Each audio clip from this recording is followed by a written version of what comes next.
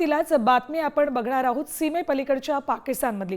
पाकिस्तान आणि बलुचिस्तान या दोघांमध्ये तणाव प्रचंड प्रमाणात वाढत चाललेला आहे आणि हा तणाव आता पाकिस्तान सरकारच्या हाताबाहेर चाललेला आहे। का असं आम्ही म्हणतोय बघूयात आपण त्याबाबतची बातमी। पाकिस्तानच्या बलुचिस्तान प्रांतातील परिस्थिती गंभीर होते त्याची ही दृश्य आहेत। शुक्रवारी बलूच लिबरेशन आर्मी या सशस्त्र विद्रोही संघटनेने बलुचिस्तानमधल्या सुराब शहरावर ताबा मिळवल्याचा दावा केला। स्थानिक सूत्रांच्या माहितीनुसार बीएलएने सुराबमधील लेविस पोलीस स्टेशन, एक बँक आणि अनेक सरकारी इमारतींवर नियंत्रण मिळवलेले आहे। बलूच बंडखोरांनी सुराब शहरावर कब्जा केल्यामुळे पाकिस्तानी सरकारची पकडही कमकुवत झाल्याचं स्पष्ट झालेलं आहे। सुराब शहरावर बीएलएने ताबा मिळवल्याचा दावा केलेला आहे। स्थानिक सूत्रांनी जी माहिती दिली आहे त्यानुसार तिथले एक पोलीस स्टेशन, सरकारी कार्यालय आणि बँकेला सुद्धा आग लावल्याचा दावा करण्यात आलेला आहे। ही तिथली जाळपोळीची दृश्य आहेत।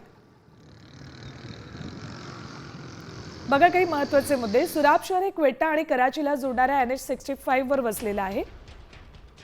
ते सुराब शहराला धोरणात्मक दृष्टिकोनातून अत्यंत महत्त्व आहे। सुराब शहर हे सरकारच्या पुरवठा प्रशासन यंत्रणेचा महत्त्वाचा दुवा आहे।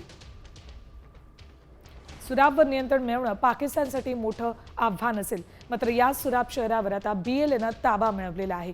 सुराब शहर हे सरकारच्या पुरवठा प्रशासन यंत्रणेचा महत्त्वाचा दुवा आहे, म्हणूनच या शहरावर बीएलएने ताबा मिळवलेला आहे।